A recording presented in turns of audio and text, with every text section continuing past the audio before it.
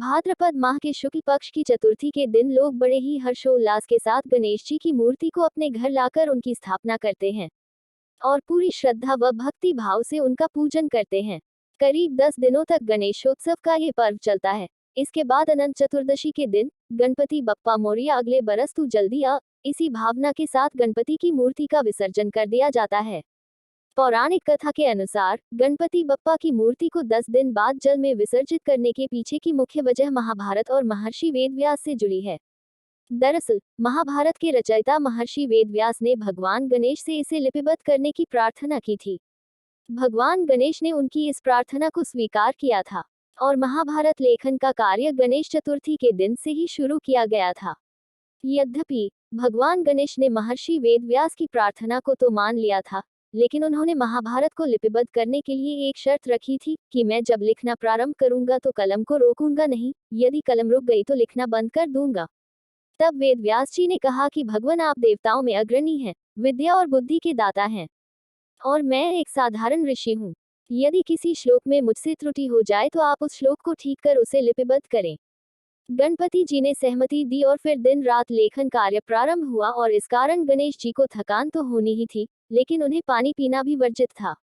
अतः गणपति जी के शरीर का तापमान बढ़े नहीं, इसलिए वेदव्यास ने उनके शरीर पर मिट्टी का लेप किया और भाद्रपद शुक्ल चतुर्थी को गणेश जी की पूजा की, जिसके बाद महाभारत लेखन का कार्य शुरू हुआ। इसे पूरा होने में करीबन 10 दिन लग गए। जिस दिन गणेश जी ने महाभारत लेखन का कार्य पूरा किया उस दिन अनंत चतुर्दशी थी, लेकिन लगातार 10 दिनों तक बिना रुके लिखने के कारण भगवान गणेश का शरीर जड़वत हो चुका था। मिट्टी का लेप सूखने पर गणेश जी के शरीर में अकड़न आ गई। इसी कारण गणेश जी का एक नाम पार्थिव गणेश भी पड़ा। वेदव्यास ने देखा कि गणपति का शारीरिक तापमान फिर भी बहुत बड़ा हुआ है और उनके शरीर पर लेप की गई मिट्टी सूखकर झड़ रही है, तो वेदव्यास ने उन्हें पानी में डाल दिया। इन 10 दिनों में वेदव्यास ने गणेश जी को खाने के लिए विभिन्न पदार्थ दिए। यही कारण है कि गणपति स्थापना 10 दिन के लिए की जाती है और फिर 10 दिनों के बाद अनंत चतुर्दशी पर गणेश जी की प्रतिमा का विसर्जन करते हैं। इस वर्ष 28 सितंबर गुरुवार को भाद्रपद मास के शुक्ल पक्ष की चतुर्दशी तिथि है। शास्त्र के अनुसार यदि इस दिन विसर्जन से पहले छोटे छोटे उपाय किए जाएं तो मनोकामनाएं पूरी हो सकती हैं।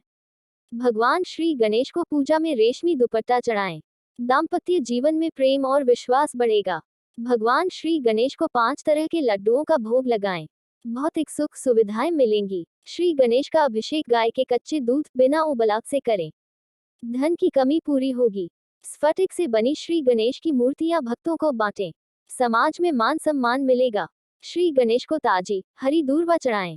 मानसिक और शारीरिक परेशानियां दूर होगी। श्री गणेश को सिंदूर चढ़ाएं। ऑफिस और परिवार में चल रही समस्याएं समाप्त होंगी। आम के पत्तों से भगवान श्री गणेश की पूजा करें। सभी तरह के रोग ठीक होने लगेंगे। भगवान श्री गणेश को गुड़, चीनी और दही का भोग लगाएं। आने वाले संकटों से बचेंगे। भगवान श्री गणेश का पंचामृत से अभिषेक करें। पैसों से संबंधित फायदा होने के योग बन सकते हैं। तांबे के सिक्के को काले धागे में बांधकर श्री गणेश को चढ़ाएं। धन लाभ होगा। भगवान श्री गणेश को गुलाब के 21 फूल चढ़ाएं। संतान संबंधी समस्या का निदान होगा। पीले रेशमी कपड़ा भगवान श्री गणेश को अर्पित करें। नौकरी व व्यापार में लाभ होगा।